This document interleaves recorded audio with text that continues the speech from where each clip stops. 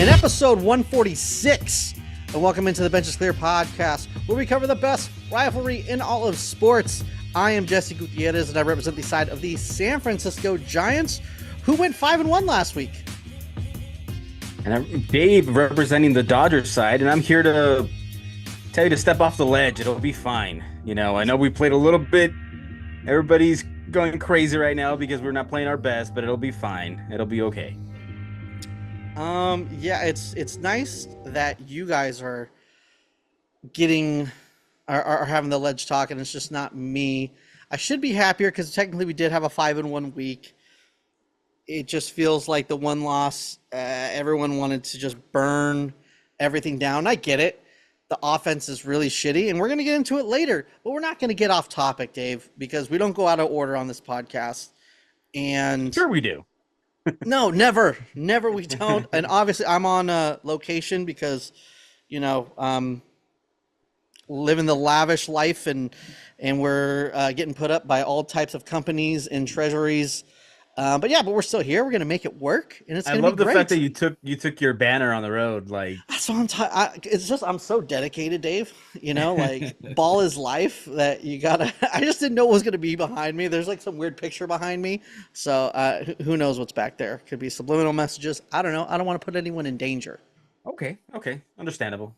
I'm just letting you know that if I ever have to do it on location, I am not taking all this with me. You got to take it all. You got to take it all. Every single bobblehead, you need to take it with you. But let's talk around the league. We did a whole live on the trade deadline. So if you want to check it out, we do have it posted as a bonus episode. Thank you for everyone who came and hung out with us.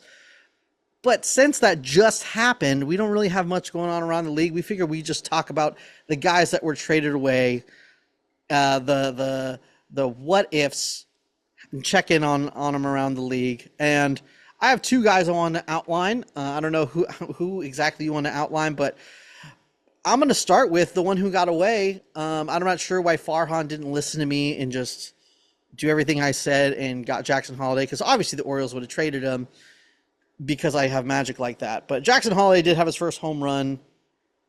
Does it mean anything for me? No, because he was probably never going to get traded, and that trade was never going to happen. But I'd like to think that you jump-started his career a little bit. You know, he saw the pod. He saw that you wanted him traded, and he's like, you know what? I'm going to hit a grand slam when I come back up just for that Jesse, whatever he is, whoever he is. I'm just going to do it so you can see it. That idiot. And I think that's exactly what happened. Yeah, I mean, I'm trying to somehow use his success as my own and make it sound like I'm smart, even though it's like I said, a trade that would never probably happen.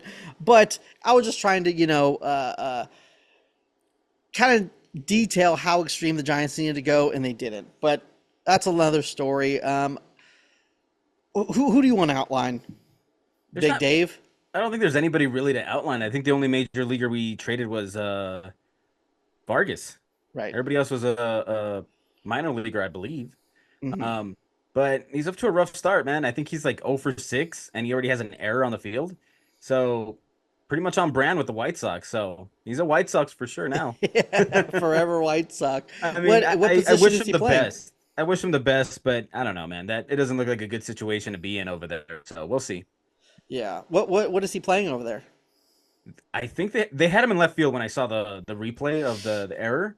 So I don't know if that's where they're going to keep him or if they're going to move him, but he's a man on an island out there, man. I don't think he should be playing the outfield. I think he should be on first base, maybe somewhere third base, anything on the infield. Like, yeah, I mean, not anything, but yeah.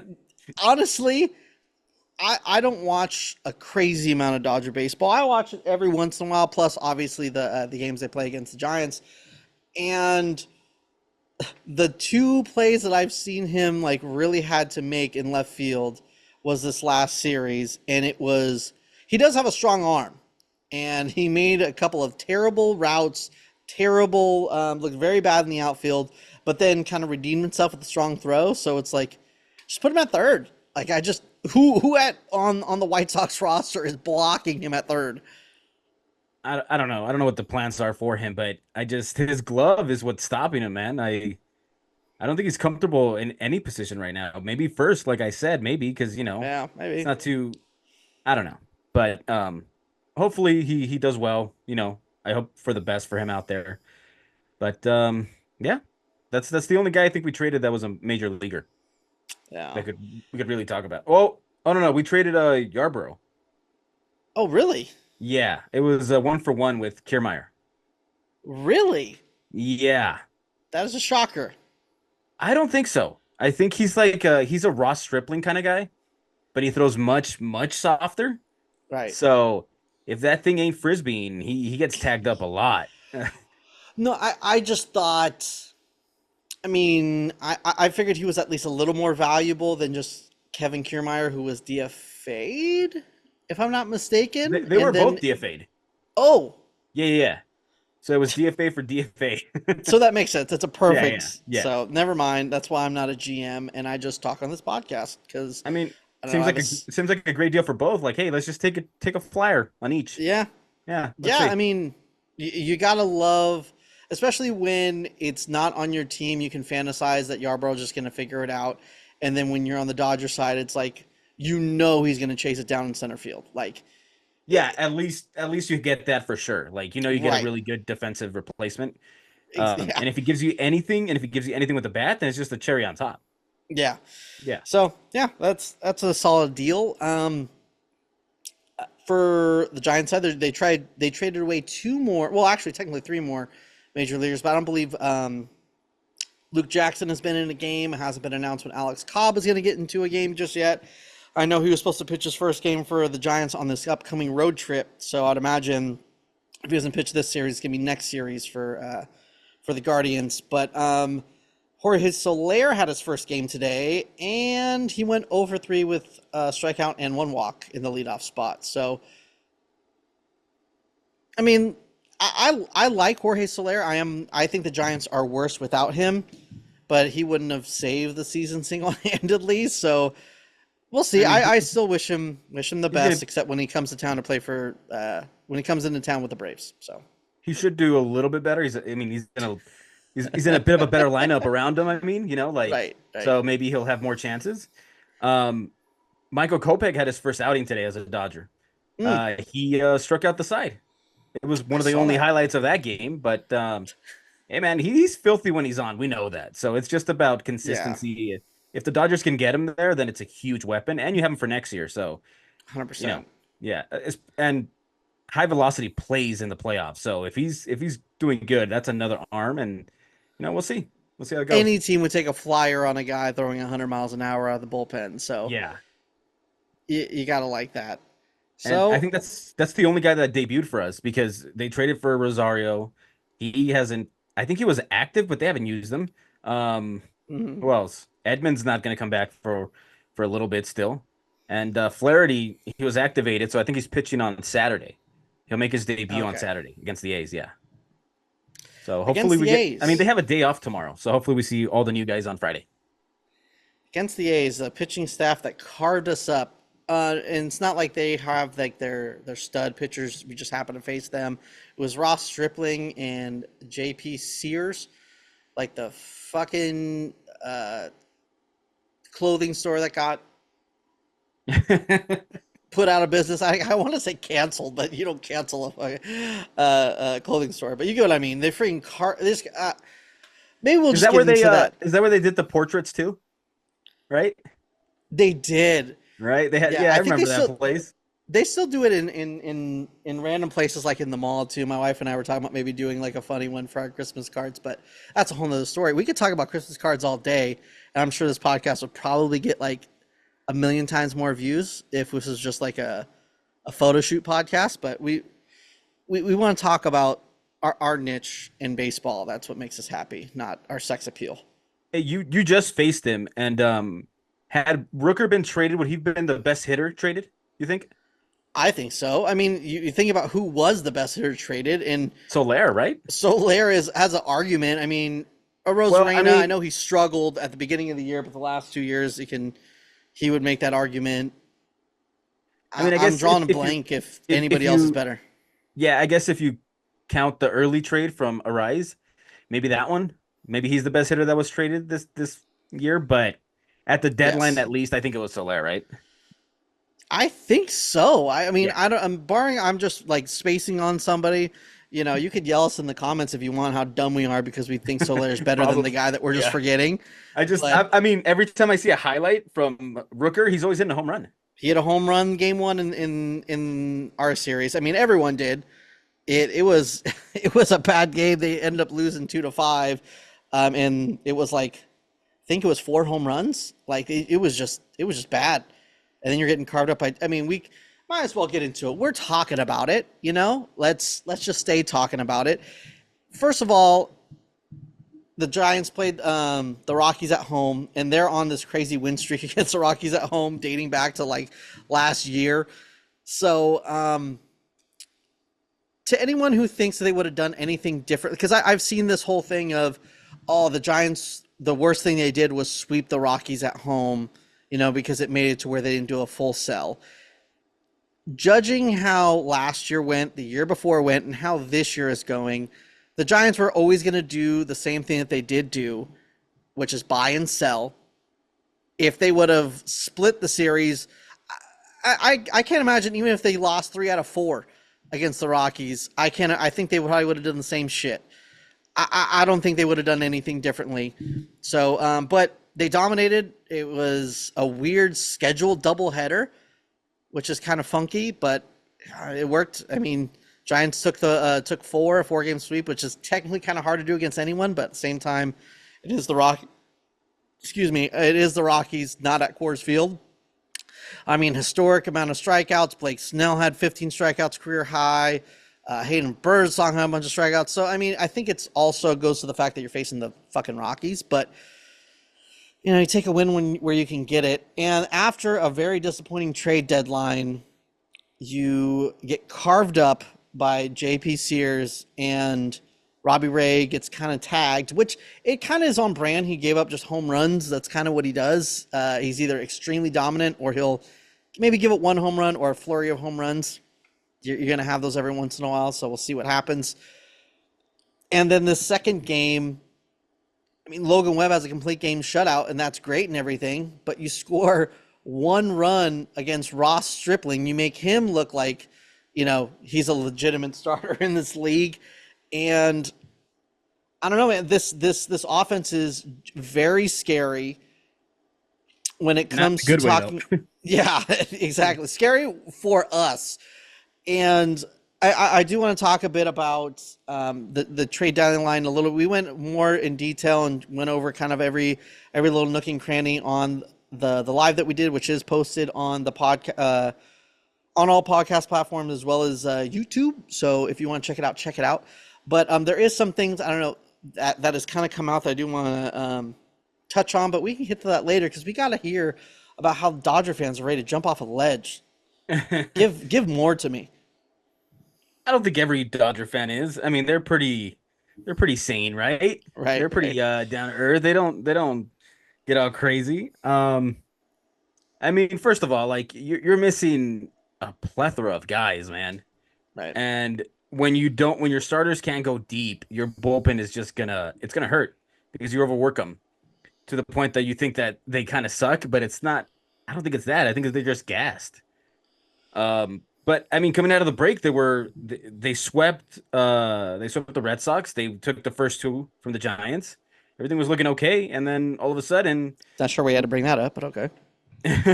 you lose 2 to the Astros, and then you lose 2 in a row to your little brothers down there in Oh, San Diego. You know, so not a good time, man. Not a good time. But I mean, you're missing a lot of guys. I mean, when you have a lineup with Ahmed and Ike and Biggio, and like these are your starters. You're not, and you're facing Dylan Cease. He's licking his chops over there, man. Like this, he's coming off a no hitter, and then this is what I have to face. Yeah, okay. So, um, it's just about getting healthy. That's all it is now. Just getting healthy and be ready for the playoffs. I mean, I'm not worried because you have plenty of time to get healthy, and all that matters is the playoffs. We've seen it in the past. I mean, this is the first series that the Padres have won. I mean, season series that the Padres have won against the Dodgers since 2010. That's crazy. That's insane. Congrats to them, finally, I guess. But I mean, it doesn't mean anything. Right. 2022, we beat them down to a pulp, and what happened? We lost them in the playoffs. So Right. I guess the Dodgers are, flipping the script, and they're like, you know what, whatever, fine. If we meet up in the playoffs, we'll work it out then. We'll do it out then. So Yeah, if either of you guys win, it would be devastating for me. So we just gotta go ways for how both teams could lose a baseball game. you'll be But glued to the TV hoping that both teams lose, right? that's what I'm saying. Yeah, I That'll be gotta fun for Google you. ways on how both teams can lose a baseball game and just hope that happens So you'll four be hate times in a watching. row, and then you guys are both eliminated. So, Right.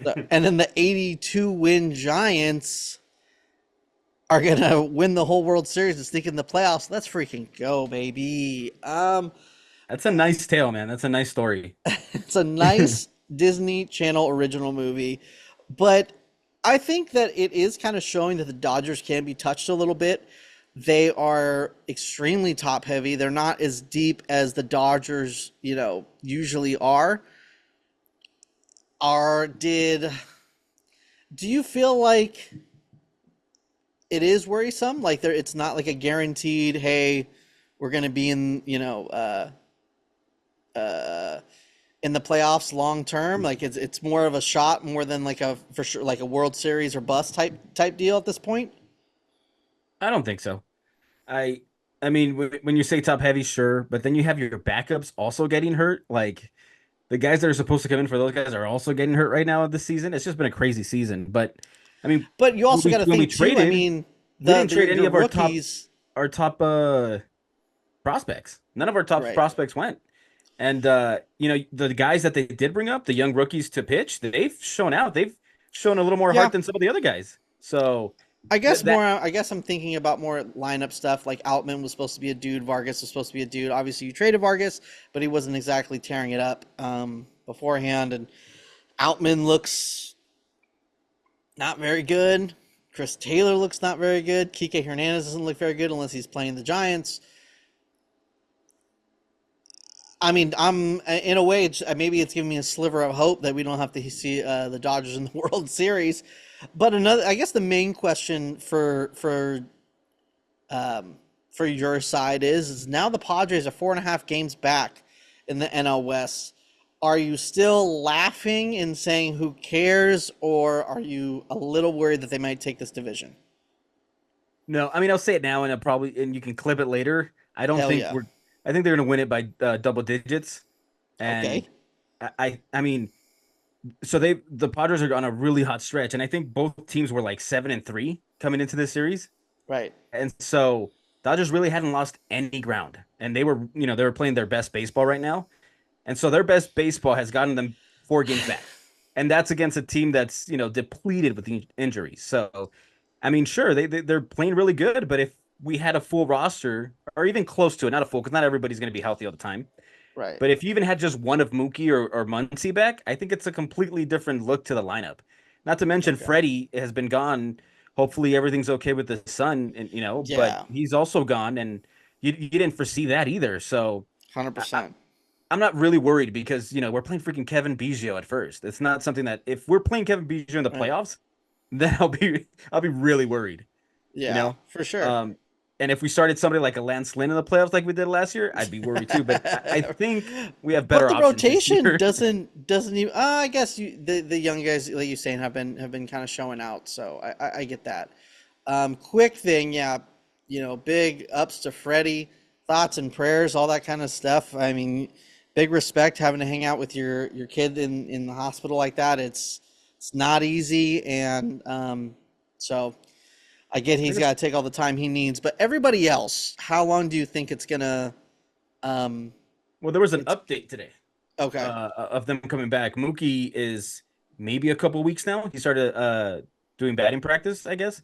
And Muncy, apparently he went to a chiropractor. He did something, and he said, it was a really big step. He feels better. So I don't know. I mean, it looks Doesn't okay. sound close. I think Mookie will be more. He'll come back before Muncy, and just having Mookie and Freddie back that changes the lineup. You Oh, know, 100%. so yeah. I mean, I'm not Yeah. too worried, but there's time, you know. And besides, the division's not the goal. I'm Right, not but the worried about it, but at the end of the day, division is the it's not first the goal. step, I would Yeah. imagine. But you know, who knows? Uh, well, last week technically I should be happy, because, like I said, we did go 5-1, but Giants Twitter was had a meltdown yesterday, and I think everyone's very upset about this trade deadline, and with the direction being just we have no idea what the hell is going on. Do you think more people wanted you guys to go all in, or more people wanted you guys to sell? Everyone wanted us to sell. Okay. I mean, that goes with everyone with any team. No one wants. I guess the only people who don't want the Giants to sell were like other sellers that were like, no, we want people to be bidding over Jack Yeah, our Flaherty and guy. not worrying about Yeah. Blake Snell. But I mean, everybody else thinking, yeah, sell, dude. I want Blake Snell. I want this guy and that guy. I was always hammering away from. I was always hammering. You got to go all in on one side or the other. You got to do some things that are crazy to make this work. And there's this whole thing about Farhan's job that's coming up that it's like, oh, because the Giants need to make the playoffs or else Farhan's going to get fired this year. If this trade deadline told you anything, I feel like it told you that Farhan at least has another year, because that is not the moves of somebody who is worried about their job next year. I mean, he played it middle of the road, kind of safe, tried to save the ownership a little bit of money, and didn't do one or the other. And just hoping. And we're gonna hear a week or two before the season's over. Hey, we were in it to the last week, like we hear it, like we've heard it these past 3 years. So I feel like ownership is like, hey, you got these next 3 years. I better see something. And he played it safe again, which is really, really stupid. I get that he wants to believe in this team that he put together. There is a better core emerging, and one thing that Giants, I feel like I haven't heard any Giants people saying this stuff. Pete Patilla, who was brought in as the GM from the Astros, is supposed to be the the prospect guy and the development guy. He came in last year, and that's when all the young prospects who are underperforming are all of a sudden coming up. And Ramos is having a good year. Luciano looks like his bat's going to play in the major leagues. Tyler Fitzgerald's having his tear, and let's see if it continues this way. So I think there needs to be a lot of credit to Pete Patella at this moment, and I think it's kind of at the moment saving Farhan's job. And I get Farhan's comments about, hey, this is the best rotation in baseball, and you want to, and there's an argument to be made there technically, but those comments don't really make me mad like it made everybody else mad.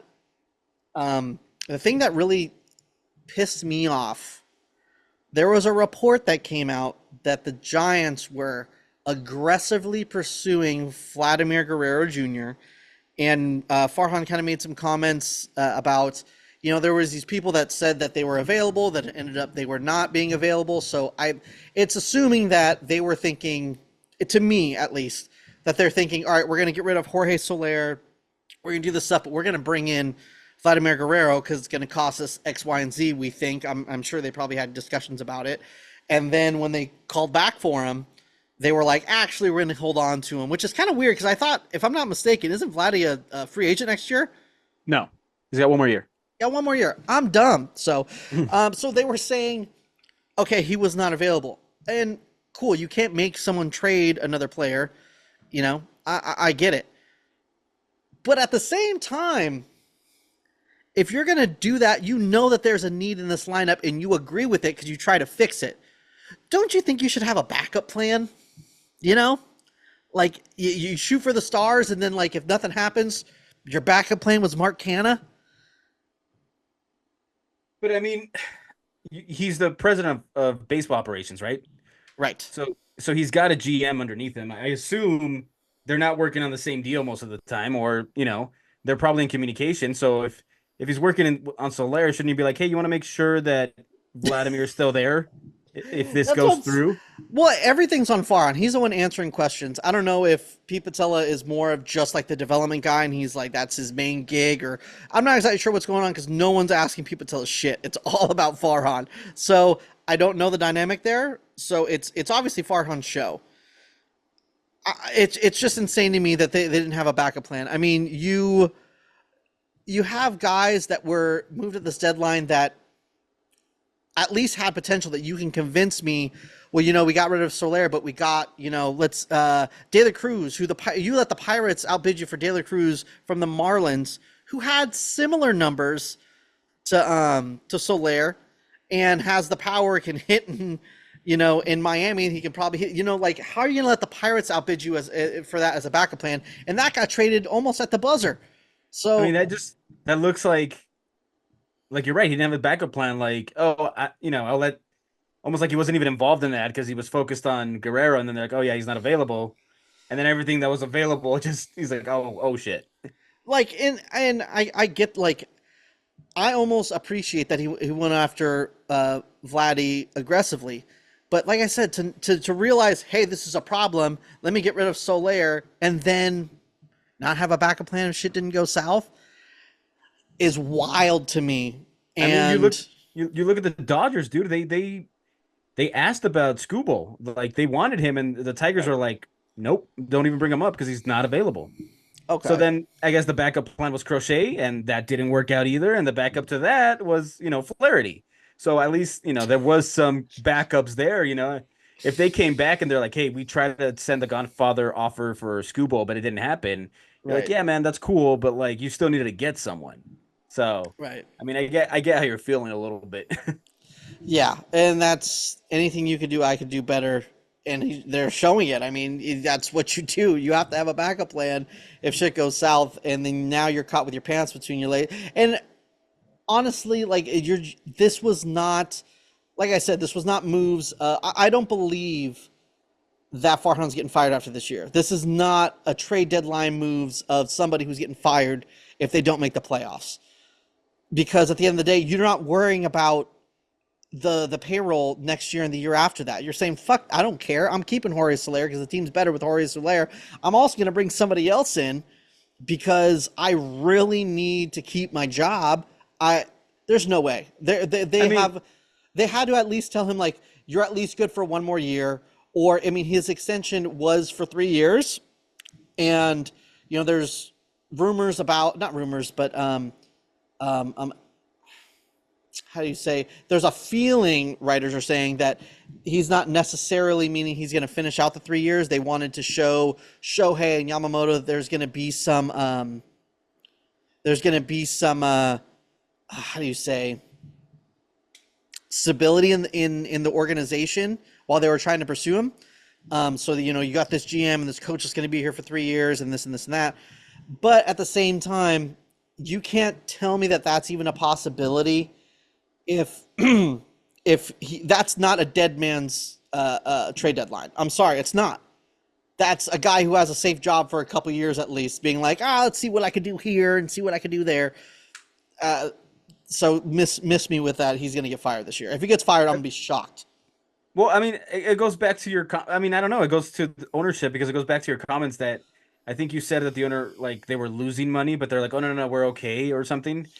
Yeah, they Um, wanted to break even. Is yeah. the So, like, when comments. your owner's saying that kind of stuff, the way you feel about your GM is probably not the way he feels about the GM, As long as he's helping you save money or whatever it is that you care about, maybe, so who knows? I Maybe guess, job but is right safe. now, if I haven't been clear on this, I mean, the Giants were known for selling out that ballpark for the first. I think it's like the first 10, 11 years, 12 years. No, sorry, first like 20 years of no, that's stupid. That would have been 2020, and no one was there. So I would say I think the decline started probably in like 2018. So the first 17 years they had consecutive sellouts. So this franchise is having a problem because there's no one in the fucking stands, and you can tell that because every single time the Dodgers are in town, there's more Dodger fans than there is Giant fans. So the fan base is pissed off, and they're not coming. So if you want to break even, maybe you should appease the fan base And I think they tried to do that this year with the spending of the payroll, and this team should be better than they are right now. So the whole break even thing, it's like you kind of want to put people in the stands. That kind of makes you more money. I know it's a crazy thought, but it's a I mean, it crazy kind of seems like strategy. it seems like it's a step forward and two step back. Like, oh Yeah, yeah, we exactly. like we tried. Look, we tried for half a season with Soler, but let's deal him so maybe we can try again next year with Soto or with Alonso or whatever it is. Yeah, and if And I you're, don't know. I mean, man, if you're paying attention, there's no way they're getting Soto. I'm sorry, I would love it. I want Soto, and I want them to pursue Soto, and I hope we get him. But Soto's not hitting 500-foot home runs. He's gonna be like this, and he's left-handed. He's gonna be like, this is gonna rob me at least probably like 10 home runs a year, and he's not hitting 50. He usually hits probably what, like 30, 20, 20, 30. I don't So know. I it's don't think like, that matters, man. I think it does. If I, he wants a Hall of Fame case, and trust me, money talks, and I get it. that's what I'm But saying. It's you got Boris behind him. And, but there I'm was talk sorry. that Boris made like Seager get the best, the highest deal out there, and that's why he ended up in Texas. I get So that, but at the same time, if Cohen is calling you and he's offering you, and I don't, let's just say he offers Soto 500 million, and the Giants are like, oh, we'll beat that. We'll give you 530. If you're getting 500 million, don't you want to be in a place that doesn't rob you of home runs, and is gonna further your Hall of Fame case, all that kind of stuff? I'm not saying that it's a for sure thing, because I think there's a lot of attractive things about the Giants now that this core is starting to come up, and the core of the pitching staff is doing well. I think there's exciting things, but at the same time, it's a legitimate thought of a hitter being like, this park is going to rob me of at least 10 home runs a year from the left maybe, I mean, side. he was hitting pretty well with the Nationals, and he turned that down. What was it, like Yeah, five something? yeah, because he thinks he was going to get more, and I mean, over the grand scheme of everything, including his arbitration years, he probably is going to get more. I just think if you guys overpay absurdly for him, I think you get him. I think more than anybody, money's gonna Yeah, talk with him. hundred I mean, percent. he's in a great situation with the Yankees, and he still said, "I'm going to free agency." Like, it's great here, Right. whatever. Like, but I'm still gonna try to get my money. So 100%, and I hope he does. Like I said, I want him to be on the Giants for a long time, but I think that they're going to overpay for someone like, I think it's closer to think that they would overpay for a Pete Alonso because he hits from the right side and he won't get robbed for homers as much, and he won't be as high of a ticket price. So overpaying for him is, I guess, easier. Because I don't know. overpaying I for just think of Soto, that's an extra like 100 million. Overpaying for Pete Alonso, I think you can convince him more. That's just me. but And also, Pete Alonso has hit plenty of home runs at Oracle sure, for him to be like, okay, now this ain't gonna rob me of home runs. but I think people would want to watch or come to the ballpark to watch Soto over Alonso's not gonna, they're not coming in to watch a pudgy white dude as opposed to Juan Soto. You know what I mean? On a national scale, Soto is box office, and Pete Alonso is like, how do you say? I don't know.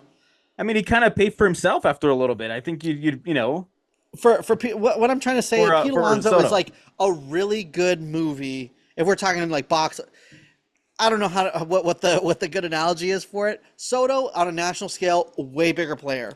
The thing is with Giants and Giant fans, they made like national stars. I mean, not national stars. Sorry, they have made their guys stars. Like, I mean, to that, Pablo Sandoval was not a national star, but a star on a national scale. But there was panda hats all through that stadium. I mean, Pete Alonso, he has a weird, corny personality, but Giants fans will eat it up. They're so starving for a star, and he's won the home run derby. It sounds like nothing. I trust me. But you're And I you're understand that, hyping up you're hyping up mid, my guy. Like Juan but Soto, that's I would even watch a game to watch Juan Soto. You know what I mean? Like Juan no, I Soto's a know, showstopper. 100%, and they should. And Juan Soto, would be way better than Pete Alonso. But what I'm saying is the Giant fans are starving for a star so much that they would hype up Pete Alonso for more than a national media would care about him. The Giants fans, because he has a little bit of a weird, corny personality, we're gonna eat that shit up. We're gonna eat that shit up so hard. There's gonna be polar bear costumes at the stadium. There's gonna be like him being in the home run derby next year with a Giant uniform is going to be so big for San Francisco because we've been so starving for anything star wise. It's going to be huge for us. Nobody else. Nobody else. Sure, because you're starving for that. I get it, but I'm saying like you guys have been a little bit irrelevant because you guys haven't been, you guys are still under 500 too. Like it is what 100%. It is. I think if you have Juan Soto, it changes the conversation completely. People 100%. Take you seriously. I don't 100%. Think Pete Alonso does that. On a national scale, I agree with you 100%. Right? I'm just saying in San Francisco, it would be big because you haven't had anything. Right. But if you want to go big, just go for broke. Then you go 100% comparison and be like, oh, we had Barry Bonds, now we have a new lefty. Like it's almost too perfect. But I want to. I'm 100% agreeing with you. But what I am saying is the Giants are not getting Juan Soto. It's just not going to happen. I won't believe we're getting the number one free agent until we get it. Like, we've struck out on every number one free agent for the past, I don't know. That's a position player, at least. I mean, we got, like, Johnny Cueto was, I think, number one that year. We can sign pitchers, no problem. Hitters is a problem. I can't remember the last time we signed a number one free agent hitter. You might have to go all the way back to Barry Bonds. Yeah, I mean, you're right. I agree with what you're saying. I think you're right. But like you look at the Padres when they were coming, and then they got Soto, and it just kind of changed the culture completely 100%. There. They're like, now we believe. Now we don't care who the Dodgers have, we believe. Yeah, 100%. So I think that would do that to your team. I hope it doesn't happen, but I'm just saying like that's the move if you want to like win everybody over. Sure. Yeah. I just know they're going to strike out. I know that we should swing big for Juan Soto. I just know we're going to miss about 2 feet. So I mean, if I'm being honest, I probably think the Dodgers have a better chance to get him. Not that they are, but obviously if they wanted to, they could. You know what I mean? No, like, they have no payroll for the guy. Absolutely could, but it's not going to happen either. They're not doing that. Yeah, don't get me fired up. I think we should just get fired up about other stuff, and let's get fired up with studs and duds. What do you think? Let's do it. Hit it. It's that time again. It's the start of the dud of the week. Start the dud of the week. Studs and duds. We are here to talk about it. The Giants are not doing well with the bat, but there is somebody who is doing well with the bat on the Giants team, and that is somebody that everyone's been talking shit about and should be DFA'd, yada, yada, yada, this and that, this and that, this and that. And that is Mike Yastrzemski. Do not fuck with him. I love him. I mean, and next year, there's a thing that he should be gone and all this kind of stuff. I think he's your fourth outfielder, and he's your fourth outfielder next year. And that's just where I'm going to go with it. I just love the guy. So, Mike Yastrzemski, glad he's doing good. Loving it. So I could give it to two guys, and I could easily give it to Gavin Lux because he's been really. It looks like he's found something. It looks like maybe he's really healthy now. And we did talk about him a while back, and we're like, we really need this guy to step up, and he has. But I'm gonna give it to a rookie. I'm gonna give it to River Ryan, and I really like this kid. I really hope he sticks. I really hope. I was hopeful that we didn't trade him during the deadline. I'm sorry, and it didn't happen. So I'm glad. But he pitched against you guys in his debut. He went 5 and a third with 4 hits, 1 run. Then he follows that up by going into Houston, hostile environment, and he gives you 5 2/3, 2 hits, 8 strikeouts. Just a really good performance. Not unbelievable, but a great performance by a rookie. And yeah, man, that's my stud of the week. I think he will get another start. And just really excited to see how he improves on from the last one. Right. Well, let's see how that goes because you get everything. We literally talk about duds. We're gonna talk about duds right now, and we're gonna get sad. This is a guy who his name was floating on rumor mills and floating around on rumor mills about the trade deadline, and that was this guy was going to get a lot in return if they were selling and yada yada yada. But right now he's had a nosedive after he's come back from the IL. I mean, over even this last 2 weeks, he's hitting 167. His playing time is kind of getting demoted. He's an on base god. Lamont Wade Jr. I don't know what's going on with the guy. He hasn't hit a home run in over a month. It's all those late nights, man. He stayed up too late. Now he's tired. Late night. I mean, 2021 that worked. He has not really come through in the clutch late night. So, but I'm just really bummed. I really want him to be better. I need him to be better. I need him to be his on base self. I mean, it is what it is. But Lamont Wade, can you just be better, please? I would enjoy it. We need it because we have no offense. We scored 2 runs on 2 games against the A's, and that's a problem. And everyone and anyone who is on there's a very popular Giants podcast host, very analytical guy, who is like, well, I'm not worried about this offense. They score statistically, they're above average in runs per game. If you are actually watching games and you think this offense is above average, I do not know what to tell you. I just don't. I don't know how I can explain to you how shitty they are. But they need to step up. I'm not saying that they can't, but at the moment they're doing so bad, and yeah, that's where we're at. So that's your dud of the week, huh? Dud of the week. Sorry, long-winded way of saying Lamont Wade is having a bad week. Lift him up. He's going to be great. Lamont Wade, big week next week. I believe in the guy. All right. Well, my dud of the week is, I don't know how he hasn't made the list this far into the season.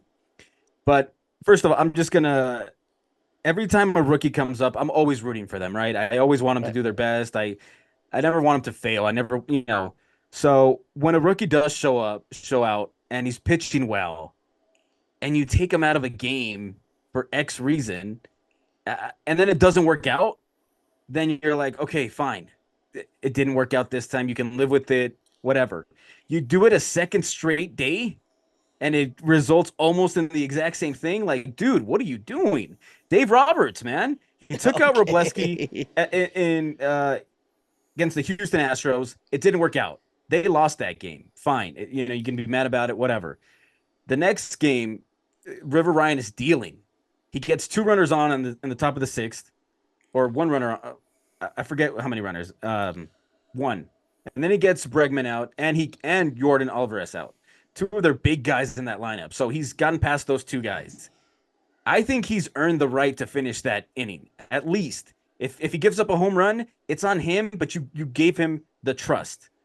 And, for later on in the season, for the playoffs, it might help out a little bit. Hey, my manager believes in me. Maybe I can, whatever. He took him out. Vesia comes in, first pitch, home run. And then it just ruins the line in this kid's, at the end of the day. So some of his decisions I don't agree with, and I hope he cleans it up before we get to the postseason. That's all. I hear you. Makes sense. I'm always been a guy leave starters in games, and that's kind of gotten me looking stupid and in trouble sometimes. But I feel the same way about that sort of thing. So, Dave Roberts, you suck, dude. Yeah, let's talk about that for a full hour.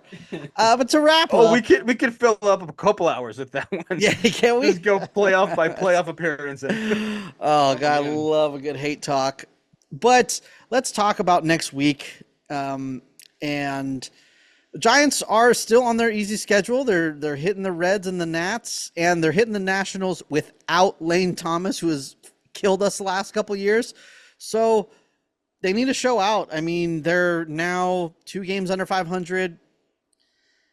You keep talking about how they're 1 good run away from, excellence, and, you can't rely that Logan Webb is going to throw a complete game shutout all the time. You need to score some mother effing runs. So what better way, if you can't go to Coors to score runs because you already tried that and you sucked at it, go to Cincinnati because you can score runs there. So let's do that. Let's go ham. Reds, Nats, best rotation in baseball, baby.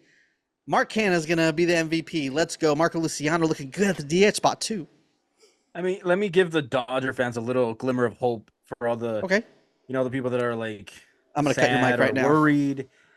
They're going to be playing the Athletics next, and I don't think they're a bad team. In fact, that Lawrence Butler kid all of a sudden looks like he's Yeah. playing like a Hall of Famer right now, right? Yeah. This team will hit like a bunch of home runs out of nowhere. They've been doing it to everybody, so. But with everything, with all the injuries and everything, you're 2 games back from the best record in the National League. So it's not just you that's dealing with injuries. There's other teams, and even the teams that are healthy are not playing their best. So let's get healthy. Let's win a couple of games, and we'll be fine. So they'll play the Oakland A's, then they play the struggling Phillies. So something's got to give in that series. Both of you guys are struggling. Someone's got to suck. Maybe and both let's teams. hope. I just want both teams to lose, kind of thing, meme, and maybe that'll happen. Yeah, I needed you guys to beat the fucking Padres, and you couldn't do that. What the hell? But do you remember that sick joke of Logan Webb killing Otani's chances for the MVP Yes. in the All-Star game? Yes. Well, they decided, you know what? Let's repay that favor and lose both games. just to kill the Giants, their playoff hopes. Yeah, Exactly. Fuck you. Their strategy. That's a damn good strategy for me to hate life. But thank you guys so much for listening. Make sure to subscribe to us on your favorite podcasting platform, as well as YouTube. Follow us on all the socials: Instagram, Benches Clear Podcast; Twitter, Benches Clear P; and TikTok, Benches Cleared. Thank you so much for listening. Dave, what do you got? Thank you. Thank you to the people that tuned in yesterday to the live. We hope to do a lot more of that soon. Yes. I know sometimes the schedule doesn't help out, but we're gonna do our best. And if not, we'll see you here next week, same time, same channel, and everything. Same Cartoon Network. Thanks. We love hanging out with you. Come hang out with us again. If the Giants are gonna make the playoffs, it's gonna be crazy. Come hang out with us. It's gonna be fun. See you next week. See ya.